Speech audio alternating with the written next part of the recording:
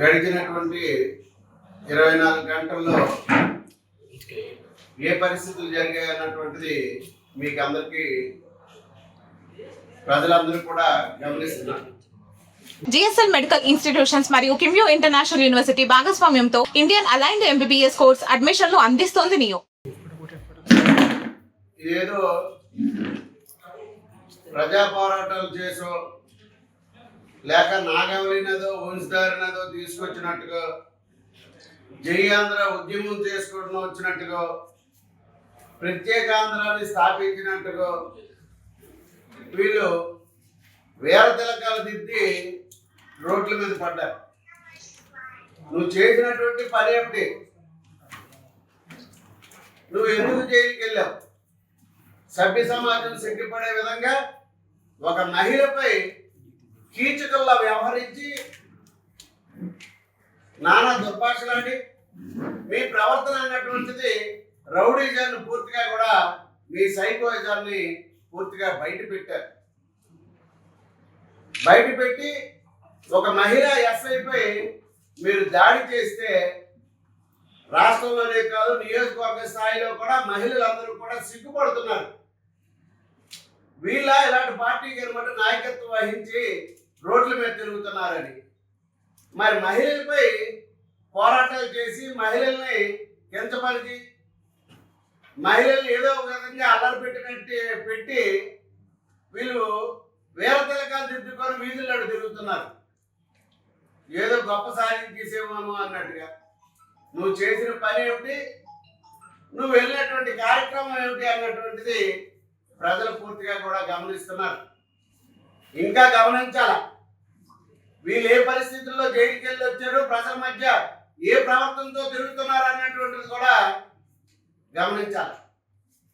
ఇకపోయిన తర్వాత మరి నిన్న జరిగినటువంటి దాంట్లో మరి కోన రవికుమార్కి అంత సీన్ లేదు. మరి రవికుమార్ అనేది లోకేష్ బాబు దగ్గర కానీ చంద్రబాబు నాయుడు దగ్గర కానీ సీన్ లేదు. మరి ఆయనకి ఇందులో ఎటువంటి కార్యక్రమం లేదు అన్నటువంటి పెద్ద మనిషి జైలుకి వెళ్ళి వచ్చిన తర్వాత కొద్దిగా మతి స్థితితో తప్పినట్టుగా ఉంది. మరి ఇవాళ ఇది అంతటికీ కారణం కోన రవికుమారే చేయించాడు అని చెప్పేసి అనమాట వెంటనే స్టేట్మెంట్ మారుస్తున్నారు. మరి కోన రవికుమార్ సీన్ లేదని చెప్పేసి మీరే కదా ఒప్పుకుంటున్నారు. మరి లోకేష్ బాబు దగ్గర మరి అలాగే చంద్రబాబు నాయుడు దగ్గర ఎటువంటి స్థానం లేదు అని చెప్పేసి అనమాట నువ్వే కదా మాట్లాడావు. మరి జైలు నుంచి రాగానే ఇది అంతటికీ కారణం కోన రవికుమార్ అని చెప్పేసి అంటున్నావు. అంటే ఇప్పుడు మహిళా ఎస్ఐ మీద కూడా కోన రవికుమార్ దాడి చేయించారు అన్నట్టుగా నీ మాటలు కనిపిస్తున్నాయి. ఈయన అని చేయించాడంటే మహిళా ఎస్ఐ మీద కూడా దాడి చేయించమని ఈయనే చెప్పాడా? నీ మాటలు నీ స్వభావం ఏంటంటే ముందేం మాట్లాడావు, జైలుకి వెళ్ళి వచ్చిన తర్వాత ఏం మాట్లాడావు అన్నటువంటిది ప్రజలు పూర్తిగా కూడా గమనిస్తున్నారు. మరి ఈ వ్యవహారంలో పూర్తిగా కూడా ఎక్కడ చూసినా సరే వైఎస్ఆర్ వాళ్ళు ఇదేదో కోన రవికుమార్ అంటే మాకేదో మరి పేరు వచ్చేస్తుంది, మా ఉనికి ఏదో పేరు వచ్చేస్తుంది అన్నట్టుగా ఆయన మాట్లాడి ముందనమాట వెళ్తున్నారు. డెవలప్మెంట్ అయినటువంటిది గత మీ పాలనలో 5 సంవత్సరాల్లో ఏం వైఎస్ఆర్ ప్రభుత్వం జరిగింది, ఈ 27 నెలల్లో ఏం చేశారు అన్నటువంటిది అలా వీటి మీద శ్రద్ధ చూపించాడు. ఏవైనా ఎక్కడైనా మేము డెవలప్మెంట్స్ చేస్తే ఆ డెవలప్మెంట్ మంచి కానీ అది చెడు కానీ అన్నటువంటిది చెప్పి మమ్మల్ని మార్చుకునే విధంగా మీరు చేసుకుంటే చాలా చక్కగా ఉంటుంది. మీ నాయకుడ అక్కడ అసెంబ్లీలోకి రారు, మీరు ఎమ్మెల్సీలకు మాత్రం వెళ్తారు, విధానసభలకు వెళ్ళి అక్కడ మాత్రం మాట్లాడతారు, శాసనసభల దగ్గరికి వచ్చేసరికి పరుగులు తీస్తారు. మరి ఇక్కడికి వచ్చేసరికి మీ ప్రివిలేజ్ కావాలంటారు, మీ జీతాలు కావాలంటారు, అన్నీ మాట్లాడతారు. వాళ్ళు అక్కడ అలా మాట్లాడితే మీరు వీధులంట మహిళలపై దాడి చేసి కీచుకుల్లాగా ప్రవర్తన అన్నటువంటిది మీరు ప్రవర్తిస్తున్నారు. మీరు చేసినటువంటిది, మేము చేస్తున్నటువంటి డెవలప్మెంట్ ఏదైనా ఉంటే అది కాదు, ఇది మంచి ఇది చెడు అన్నటువంటి దాని మీద విమర్శించండి. మాలో ఏమైనా తప్పులు ఉంటే మేము మార్చుకునే ప్రజలకు సమాధానం చెప్పుకునే విధంగా వస్తాం. మరి పోయిన తర్వాత కోన రవికుమార్ గారు భూ కబ్జాలు చేశారు. మరి కోన రవికుమార్ గారు ఎక్కడ పడితే అక్కడ భూదందాలు చేశారు. మరి అవన్నీ నేను అడ్డుకున్న వల్లే నాకేదో వచ్చేసింది అని అన్నారు. ఏమయ్యా పెద్ద మనిషి, 5 సంవత్సరాల్లో కొన్ని పుస్తకాలు కట్టలు తీసుకెళ్లి లోకాయుక్త దగ్గర నుంచి లోకల్ కోర్టు వరకు తిరిగావు. ఏం సాధించావు కోన రవికుమార్ మీద? 157 అసెంబ్లీ స్థానాలు నీకు ఇచ్చారు ఆ రోజు. మరి లోకాయుక్త దగ్గర నుంచి లోకల్ కోర్టు వరకు నువ్వు తిరిగావు కదా. ఏం సాధించావు నువ్వు కోన రవికుమార్ మీద? ఒక్కటైనా ప్రూవ్ చేయగలిగావా? నువ్వు కోన రవికుమార్ భూ కబ్జాలు చేశాడు, భూదందాలు చేశాడు అంటున్నావు. చూపించు, ప్రజలకు చెప్పు, ఇలా చేశాడు, పలానా దాంట్లో భూ కబ్జా చేశాడని. నీకు అల్లది ఎక్కడో పూల తోట పెట్టాడు 100 ఎకరాలు, నేను ఆపగలిగాను. దానికి క్లియర్ గా లీజ్మెంట్ రైట్ అన్నటువంటిది ఒక చట్టం ఉంది. నువ్వు చదువుకున్నావు కదా, ఎవరు పెట్టినా సరే లీజ్మెంట్ రైట్ అన్నటువంటిది ఇస్తారు. శ్రీకాకుళంలోని కాళింగ్ భవన్ అనేది అక్కడ ఉన్నటువంటి కాంగ్రెస్ భవన్ ఉంది, ఎవరిచ్చారు? ఎక్కడి నుంచి నువ్వు లీజ్ తెచ్చావు? విజయనగరంలో నువ్వు వైఎస్ఆర్సీపీ కార్యాలయం కట్టావు, ఎక్కడి నుంచి నీ లీజ్మెంట్ ఇచ్చారు? ఎక్కడ ఇచ్చారు? నువ్వు అలాగే ఇక్కడ చిత్తూరులో వైఎస్ఆర్సీపీ కార్యాలయం కట్టావు, ఎక్కడి నుంచి ఇచ్చారు? అది లీజ్మెంట్ రైట్ కాదా? అక్కడి నుంచి నీకు ఇవ్వలేదా? ఇవన్నీ కూడా లీజ్మెంట్ రైట్ల నుంచి ఎక్కడికైనా సరే వస్తాయి.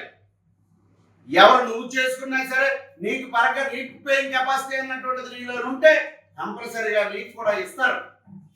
ఆయన ఏదో భూ కబ్జాలు చేశారు, నేనేదో పూల తోటలు చేస్తుంటే నేను అడ్డు పెట్టేశాను, నేనేదో సాయం చేశాను అని చెప్పేశాను. ఆయన అవినీతి చేస్తే ఆ అవినీతిని బయట పెట్టవయ్యా, మా కేసులు పెట్టారు అని చెప్పేశారంటారు.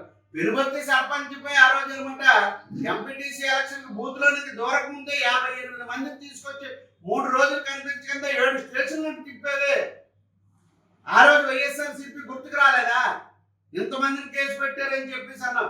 58 మంది తెల్లవారు 3 గంటలకు తీసుకొచ్చి ఆ రోజు ఏమంటే రాజాం కోర్టులో నన్ను అడ్మిట్ చేశారు. ఆ రోజు అప్పుడున్నటువంటి ప్రతిపక్ష నాయకుడు కోన రవికుమార్ని అప్పుడన్నమాట నీకు గుర్తుకు రాలేదా? ఇలాంటి విద్య అన్నటువంటిది ఎవరు నేర్పినా సరే ఇది తప్పు. నీకు ఎక్కడైనా సరే జరిగినట్టుగానైతే ఓపెన్ గా మీరు పలానా తప్పు చేస్తున్నారు, పలానా కార్యక్రమంలో అనమాట మీరు పని చేస్తున్నారు అన్నటువంటిది మీరు ఎస్టాబ్లిష్ చేసి ఆ రకంగా ప్రజలు మెప్పించాడు. కానీ ఇలా కీచుకుల్లా వ్యవహరించి ఈ రకంగా పడి మా అందరినీ కూడా ఇబ్బంది పడేటట్టుగా చేయడం అన్నటువంటిది మంచి పద్ధతి కాదు అని చెప్పేసి ఈ సందర్భంగా తెలియజేస్తూ, మరి ఎక్కడ ఎటువంటి కార్యక్రమాలు జరిగినా ఏది జరిగినా మరి మాకు అడ్డుపెడతారు అంటే జనాలు రచ్చగొట్టే విధంగా జగన్ పాదయాత్ర చేయనివ్వరాటంటే ఎందుకు చేయనివ్వరు? చేసుకోండి, ఎందుకు చేయనివ్వరు? ఎవరు కావాలన్నా సరే చేసుకోవచ్చు. మీరు పాదయాత్రలు చేస్తారన్నా చేసుకోవచ్చు. సమస్యల మీద పాదయాత్రలు చేయొచ్చు, దానికి పర్మిషన్లు ఉంటాయి, ల్యాండ్ ఆర్డర్ ఉంటుంది. ఆ ల్యాండ్ ఆర్డర్ పెట్టుకొని అనమాట ముందే ప్రీ ఆక్యుపైటెడ్ మైండ్ అంటారు దాన్ని. అంటే జనాల్ని రెచ్చగొట్టే విధంగా వాళ్ళకి చెప్పి ఈ విధంగా చెబితే వాళ్ళు రియాక్ట్ అవుతారు అన్నటువంటి ఉద్దేశంతో మీరు కార్యక్రమం అన్నటువంటిది ఇక్కడ చేశారు. ప్రీ ఆక్యుపైటెడ్ మైండ్ ఉన్నది కాబట్టి నువ్వు అలాగే ఈ రోజు అనమాట అక్కడ చేసి నీకు ధర్నాకు రానివ్వద్దు అంటున్నారు, మేము ప్రజా సమస్యలు పోరాటం చేయొద్దు అంటున్నారు.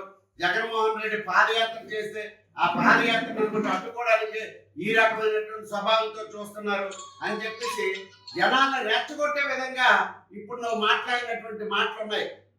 ఎవరికి ఎటువంటి పాదయాత్రలు కానీ ఏమి కావాలంటే జనం పర్మిషన్ పెడతారు, పర్మిషన్ చేసుకొని వస్తారు. కానీ ఈ రకమైనటువంటి జనాలు రెచ్చగొట్టే విధంగా ఏ కార్యక్రమాలు చేయొద్దు అని చెప్పేసి ఈ సందర్భంగా కోరుకుంటూ, మరి ఏదైనా కార్యక్రమం ఉన్నది అంటే ఆ కార్యక్రమం దృష్ట్యా ఎవరు జరిగినా సరే సమస్యల మీద పోరాటం చేయొచ్చు, ప్రజల మధ్యకి వెళ్ళొచ్చు, ప్రజా సమస్యల మీద ఏవైనా సరే ప్రజా సమస్యల మీద పోరాటం చేయొచ్చు అని చెప్పి ఈ సందర్భంగా కోరుకుంటూ, మరి ఇలాంటి విమర్శలు అన్నటువంటిది మానుకొని నీ కార్యక్రమాలు ఏవైనా ఉంటే నువ్వు యథేచ్ఛగా చేసుకోవచ్చు.